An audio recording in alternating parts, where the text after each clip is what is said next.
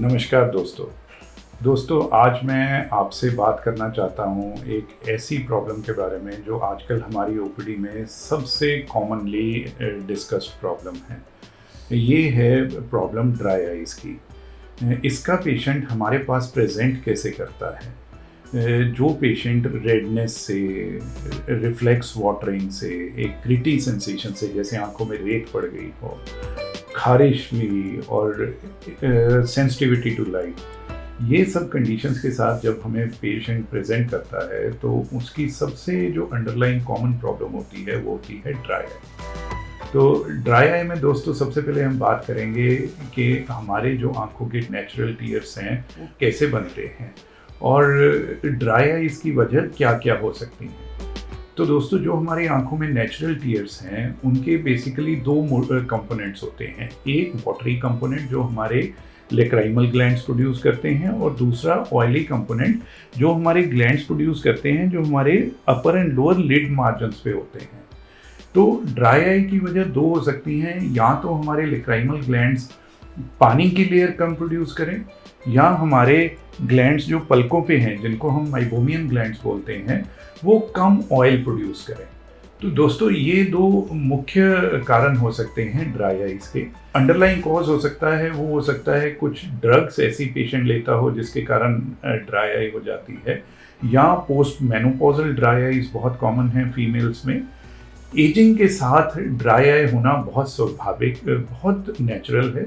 Dry eye की जो underlying cause है हमें सबसे पहले वो ढूंढना होता है, फिर हम ड्राई आई की ट्रीटमेंट की तरफ जा सकते हैं। तो ड्राई आई का जो मोस्ट कॉमन कॉज हमने देखा है वो होता है एमजीडी, माइबोमियन ग्लैंड डिसफंक्शन, जिसमें जो हमारी ऑयल ग्लैंड्स हैं वो ऑयल प्रोड्यूस करना बंद कर देते हैं और उनकी जो ओपनिंग्स हैं वो ब्लॉक हो जाती हैं।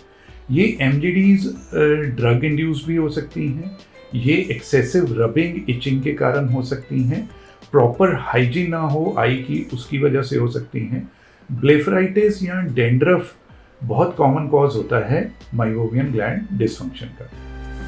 तो दोस्तों एमजीडी वाले पेशेंट्स में अब तक हम जो पेशेंट को ट्रीटमेंट के लिए बताते थे वो जस्ट उसको बताते थे कि वो अपने आईज को, आई लैशेस को अच्छी तरह से क्लीन रखे, या आईज को अपने स्क्वीज करते रहे दो उंगलियों के बीच में, या गरम सेक, वार्म कंप्रेसेस दे आंखों पे।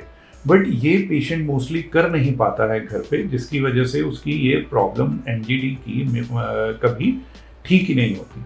तो आज मैं आपसे बात करूंगा दोस्तों एक मॉडर्न टेक्निक की जिसको हम आईपीएल बोलते हैं या इंटेंस पल्स थेरेपी बोलते हैं।